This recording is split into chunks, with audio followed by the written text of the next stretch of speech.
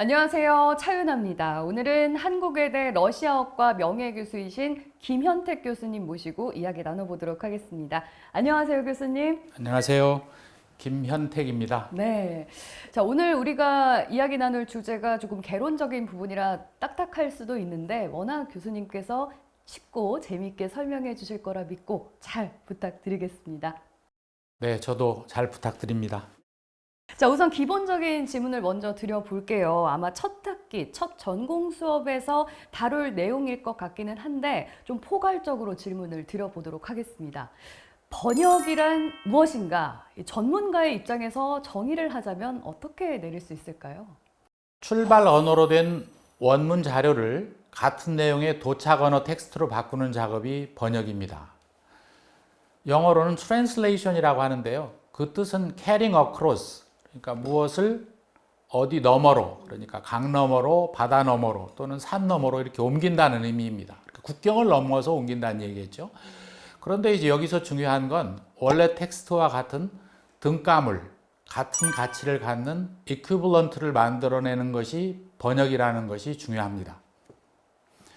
영어에서는 translation은 문자로 된 텍스트 번역과 구어로 우리가 하는 말을 번역하는 통역 둘 다를 가리키기도 합니다. 그런데 영어에서 소리로 표현되는 그 통역을 구별해서 interpretation 이렇게 얘기하기도 하죠. 우리말에서는 텍스트를 한 언어에서 다른 언어로 옮기는 그 문어를 옮기는 작업을 번역이라고 하고 말을 옮기는 것은 통역이라고 이렇게 구별해서 표현합니다. 아, 그렇군요. 번역은 단순히 한 언어를 다른 언어로 옮기는 과정이다라고 막연하게만 생각을 했었는데 이렇게 교수님 설명을 들으니까 이해가 쏙 되는 것 같습니다. 자, 그렇다면 번역이 우리한테 중요한 이유는 뭘까요? 번역을 제가 하고 있기 때문에 중요한 게 아니라 정말 중요합니다. 네. 만약 번역이 없다면 어떻게 될까요?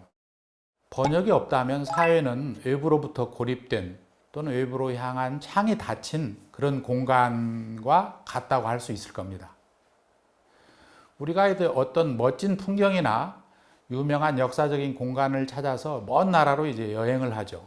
또 현지 맛집을 찾기도 하고 뭐 희귀한 어떤 기념품을 이제 구입하는 일에 우리가 매력을 느끼기도 하는데요. 네. 왜 그럴까요? 우선은 이제 우리가 익숙한 일상에서 벗어난다라는 그런 의미가 있겠지만 곰곰이 생각해 보면 우리는 어떤 경계 너머에 있는 바깥 세계의 삶, 다른 나라의 자연과 풍물, 그리고 그곳에 사는 사람들의 삶에 대해서 강한 호기심을 느끼고 있습니다. 그 속에서 우리는 우리와 다른 점을 보고 때로는 놀라기도 하지만 동시에 우리와 묘하게 닮은 모습을 보면서 새롭게 우리들 자신을 발견하기도 하는 거죠. 경계 너머에 사는 외국 사람들의 지적인, 정신적인, 예술적인 자산이 도대체 우리와 무슨 연관이 있는 걸까요? 우리 삶이 더 성숙하고 풍요로워지려면 인류가 창조한 다양한 높은 성취들을 우리가 만나고 또 이렇게 향유할 수 있어야 합니다. 우리가 세계적인 명품을 소유하기를 갈망하지 않습니까? 그렇죠. 그만큼 세계적인 문학과 최고의 문화예술 컨텐츠를 우리가 갈망하고 향유해야 하는 것은 당연한 일입니다. 그러자면 반드시 좋은 번역이 있어야만 하는 거죠. 뿐만 아니라 우리 한국의 삶과 지혜, 또 우리의 자랑스러운 문화예술을 외국에 소개하는 일도 번역이 있어야만 가능합니다.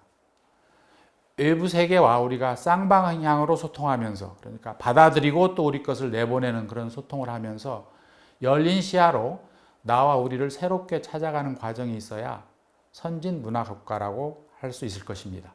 번역서를 보면 그 표지에 작은 글씨로 번역자 이름이 쓰여 있고 영화의 엔딩 크레딧에 자막 번역한 분의 이름이 아주 빠른 속도로 지나갑니다. 우리는 그분들의 이름을 별로 주목하지 않지만 사실 이 사람들이 한 번역은 원작에 버금가는 비중과 무게를 갖습니다. 이렇게 중요한 번역을 우리가 이제 소홀히 여길 수는 없는 거죠. 네. 교수님 말씀을 듣고 나니까 번역이 이 세상에 없었으면 어땠을까? 지금으로서는 정말 상상할 수 없는 일인 것 같습니다. 그만큼 또 중요성이 새삼 느껴지는데요. 요즘에는 영상 콘텐츠가 다국어로 번역돼서 전 세계에 동시 공개되기도 하잖아요. 그래서 번역이 너무 당연했던 게 아닌가 이렇게 여겼던 것 같습니다. 하지만 예전에는 한 언어로 된 문학 작품을 다른 세계에서 이해하려면 그 번역 과정이 시간이 오래 걸리기 때문에 접하는데도 굉장히 오래 걸렸었잖아요. 그런데 요즘에는 다른 나라의 문화를 거의 시차 없이 접할 수 있게 된 데는 아마 번역가의 활약 덕분이 아니었을까 이런 생각을 하게 됩니다. 자, 그렇다면 교수님, 번역가가 우선적으로 갖춰야 할 조건 같은 게 있을까요? 여러 종류의 번역가가 있습니다. 저같이 이제 어문학을 전공한 사람도 있고 팬 번역이라고 해서 그 한국 드라마를 보고 한국어 실력은 떨어지지만 자기 나라 말로 그 자막을 멋지게 번역하는 그런 팬 번역가들도 있습니다. 네. 그런데 번역가가 되려면 이제 몇 가지 그 자질을 갖추고 있어야죠. 첫째, 이제 출발 언어를 잘 알아야 될 거고, 그 다음에 제가 그 언어를 한국어로 만약에 번역한다면 도착 언어, 제 모국어인 한국어를 잘 구사할 수 있어야 합니다. 외국에 오래 살았거나 또 그 언어를 오래 공부했다고 해서 번역이 잘 되는 건 아닙니다. 언어 능력 외에도 자기가 번역하려고 하는 책의 내용, 학술 서적이라면 전문적인 지식이 있어야 되겠죠. 또는 문학 작품이나 영화, 드라마의 내용과 거기에 담겨 있는 어떤 미학적 가치 이런 것들을 음미하지 못하면 번역을 제대로 할 수가 없습니다. 평소에 소설을 읽지 않는 사람이 어떻게 다른 나라 소설을 번역하겠습니까? 또 시를 한 줄도 써보지 않은 사람이 어떻게 외국어 실력만 좋다고 시를 번역할 수 있겠습니까? 특히 제가 강조하고 싶은 것은 외국어에서 한국어로 텍스트를 옮길 경우에 한국어 구사 능력이 아주 좋아야 한다는 점입니다. 저처럼 러시아 문학을 전공한 사람이 러시아 문학 작품을 한국어로 번역할 수도 있겠지만 해당 외국어를 잘 아는 한국의 작가가 번역을 더 멋지게 할 수도 있습니다. 왜냐하면 우리 글로 번역한 텍스트의 완성도가 그만큼 중요하기 때문입니다. 그래서 여러분들이 번역 중에 우리 작가들이 한 번역이 꽤 인기를 얻고 널리 읽히는 경우들을 이제 주변에서 보셨을 것입니다. 국제회의 통역에 능숙하다고 문학 번역이 잘 되거나 그 분야를 오래 연구했다고 좋은 번역가가 되는 건 아닙니다. 음악가가 연주를 잘 하려면 악보를 아주 꼼꼼하게 연구하죠. 또 배우는 연기를 잘하기 위해서 대본을 완전히 소화해서 그 삶을 사는 것처럼 연기합니다. 번역가는 이처럼 텍스트를 연주하고 또 연기하는 그런 사람이라고도 할 수 있습니다. 연주자나 배우처럼 하는 것이 번역가의 일이다. 이렇게 설명을 해주시니까 이해가 더 잘 되는 것 같습니다. 번역은 단순히 언어의 영역뿐만이 아니라 예술적인 영역도 포함되는 작업이다라는 말씀이신 것 같은데요. 번역을 잘 하기 위해서는 단순히 언어적인 능력뿐만이 아니라 좀 다른 면에서도 많은 노력이 필요할 것 같다는 생각이 들어요. 어떤 노력이 있으면 좋을까요? 네, 많은 노력과 연마가 필요하죠. 한국문학번역원의 경우처럼 미래 번역가 양성을 목표로 전문 프로그램을 이렇게 운영하는 경우도 있습니다. 그렇지만 번역가는 대체로 자신의 노력을 통해서 오랜 시간에 걸쳐서 스스로 탄생합니다. 번역에 관계된 이론이나 기법을 교육을 통해서 배울 수는 있습니다. 그렇지만 진정한 번역가는 자신만의 번역 경험을 누적적으로 쌓아가면서 유능한 번역가로 성장해 갑니다. 우리 아나운서가 되기 위해서 많은 노력이 필요하지 않습니까? 네. 번역가도 어느 날 갑자기 만들어지는 게 아니고 첫째, 언어적 재능, 두 번째, 꾸준한 연습, 세 번째, 번역 작업을 향한 강한 애정 이런 것들이 결합돼서 화학 반응을 일으킬 때 신비로운 방식으로 탄생합니다. 언어적 재능이 탁월한 사람들은 우리가 주변에 많이 볼 수 있습니다. 그래도 좋은 번역가는 드문 것이 바로 이런 이유 때문입니다. 최근 들어서는 기계 번역 얘기도 많이 나오고 있죠. 그 기계 번역의 수준과 성능이 아주 놀라울 정도로 진화하고 있습니다. 그렇지만 시나 소설 같은 예술 텍스트의 번역은 앞으로도 영원히 인간만이 감당할 수 있는 지적, 정신적 영역으로 남아있을 것이라는 것이 저의 확신입니다. 번역은 정말 예술에 가깝다라는 말씀이 정말 와닿는 것 같습니다. 기계가 요즘에 말씀하신 것처럼 인간 노동에 많은 걸 대체하고 있잖아요. 저희 아나운서도 마찬가지고 번역가도 마찬가지고. 하지만 기계가 번역하는 건 우리 번역가 전문가분들이 하는 것과는 정말 차원이 다른 것 같다는 생각이 들어요. 예술 작품을 창조하는 역할이 인간 고유의 영역인 것처럼 작품을 번역하는 일도 번역가의 일로 계속 남을 것 같다 이런 생각이 드는데요. 교수님께서 보시기에 그런 점에서 좋은 번역이란 어떤 거라고 보시나요? 어려운 질문입니다. 첫째는 이제 원문 텍스트를 이해하고 번역하는 과정에서 충실하고 정확해야 되고 그 다음에 이제 잘 읽힐 수 있는 가독성, 충실성과 가독성이 이제 중요한 척도입니다. 그리고 제 아무리 충실하게 번역을 했어도 텍스트를 읽는데 머리가 지끈지끈 아프면 독자들한테 다가갈 수 없겠죠. 원문의 충실한 정확성과 높은 가독성, 이 둘 다를 동시에 확보하는 건 참 어려운 일입니다. 이상적인 번역에 이르는 지름길은 없습니다. 텍스트를 번역하면서 수많은 문제들과 본인이 씨름하고 또 거기에 경험이 쌓이고 또 그런 과정 속에서 자기만의 그 번역 언어를 찾아내는 과정이 있어야 마침내 번역가가 등장합니다. 우리가 잘 아는 피아니스트 이뮨자는 한 인터뷰에서 리스트의 그 피아노 작품 이탈리아를 연주하기 위해서 국내 여러 출판사에서 나온 단테 신곡 번역을 아주 여러 번 읽었고 작품 전체를 거의 외우다시피 했다고 했습니다.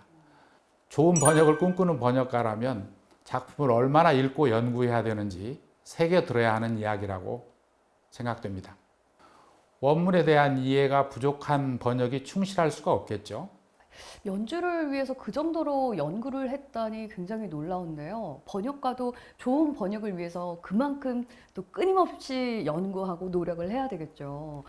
그렇다면 혹시 번역가 중에서 교수님께서 보시기에 텍스트를 굉장히 깊게 연구하신 유명한 분이 있다면 좀 사례가 있을까요? 여러 명 중에서 제가 한 명을 듣고 싶습니다. 네. 러시아의 이제 유명한 작가 푸시킨이 있습니다. 그분이 쓴 이제 시로 쓴 소설 그 예브게니 오네긴, 뭐 영어로는 유진 오네긴이라고도 하는데 오페라도 있고 차이콥스키의 또 발레도 있고 그렇습니다. 근데 이 작품의 이제 영어 번역이 책으로 나온 걸 보면 250쪽 정도 됩니다. 블라디미르 나보코프가 이제 그 영어 번역 중에 하나를 냈는데요. 나보코프는 이 번역을 하면서 러시아의 유명한 이제 러시아어와 영어로 글을 쓴 작가입니다. 롤리타의 작가이기도 하죠. 이분은 그 예브게니 오네긴의 주석을 1500쪽에 달하는 주석을 달아서 책으로 냈습니다. 그러니까 250쪽짜리 작품을 번역하면서 네. 주석을 1500쪽 다른 거죠. 야, 주석이 더 많은 그렇죠. 건데요. 근데 그걸 보고 네덜란드의 이제 번역가는 러시아어를 모르는 상태에서 이 나보코프의 영어 번역 주석을 참고로 해서 번역을 했는데 좋은 번역 작품이 나왔다고 합니다. 그래요. 정말 대단합니다. 이야기를 듣다 보니까 또 좀 궁금해지는 게 있는데요. 교수님께서 보시기에 번역들 중에 정말 이거는 굉장히 이상적이다라는 것들이 있었을까요? 저도 번역을 하지만 제가 한 번역을 이렇게 마음에 들어하는 경우는 참 없습니다. 그런데 드물게도 네. 이제 그런 예가 있어서 제가 하나를 들어보겠습니다. 콜롬비아 출신의 유명한 그 소설가 가브리엘 마르케스가 있습니다. 그 사람이 이제 자기 작품 번역에 대해서 얘기를 했는데 내가 내 작품 번역된 걸 읽어보지만 별로 즐겁지 않다. 그냥 스페인어 이외에 다른 언어로 번역한 내 작품이 내 마음에 이렇게 들지 않기 때문이다. 거기엔 내 자신이 없다.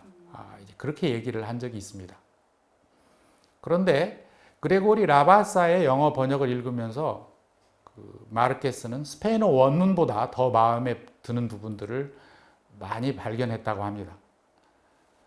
라바사의 번역을 읽으면 마치 이 번역가가 책 전체를 암기하고 나서 첫 문장부터 마지막 문장까지 마치 영어로 옮겨 쓴 것 같은 느낌이 들었다고 합니다. 이 라바사의 번역은 원작에 대한 직역, 번역가로 충실했을 뿐만 아니라 예술적 완성도를 갖춘 어떤 멋진 연주였다고 저는 생각합니다. 교수님 말씀을 쭉 들어보니까 과연 번역가는 어떤 자세를 지녀야 하는지 또 어떤 직업인지 좀 잘 이해가 되는 것 같습니다. 교수님께서 마지막으로 번역가를 꿈꾸는 이들에게 좀 하시고 싶은 말씀이 있으시다면요. 번역가는 그렇게 멋지고 화려한 직업처럼 보이지는 않지만 오랫동안 보람 있는 일을 할 수 있는 그런 좀 멋있는 직업이기도 합니다. 노벨 문학상을 수상한 그 폴란드의 작가 올가 토카르추크라는 분이 있습니다. 그분이 이제 자기 작품이 이제 번역되는 그 과정을 보고 이런 얘기를 했습니다. 번역가 덕분에 내 작품들은 작가인 나도 모르던 세계로 들어가서 내가 생각지도 못했던 낯설고 흥미로운 새로운 대화를 외국 독자들과 시작할 수 있었다. 그렇게 얘기를 했습니다. 그렇다면 번역가는 과연 누구일까요? 번역가는 자신이 창작한 언어 안에 갇혀있는 외로운 원작자에게 다가가서 그 사람의 손을 붙잡고 민족, 언어, 문화의 경계를 넘어서 다른 세계로 안내하는 어떤 기적 같은 것을 행하는 사람입니다. 번역가는 전에 우리들이 모르던 큰 세상으로 향하는 문을 열어서 우리를 그곳으로 안내합니다. 그 문을 열려면 아주 정교한 열쇠가 필요할 겁니다. 경계 너머의 세계에 이르는 그 커다란 문을 열 수 있는 작은 열쇠를 손에 쥐고 있는 사람이 바로 진정한 번역가 아닐까요? 네, 교수님 끝까지 정말 좋은 말씀 감사히 잘 들었습니다. 이렇게 말씀을 들어보니까 번역가의 일이 굉장히 매력적으로 다가오고 새롭게 느껴지는 것 같습니다.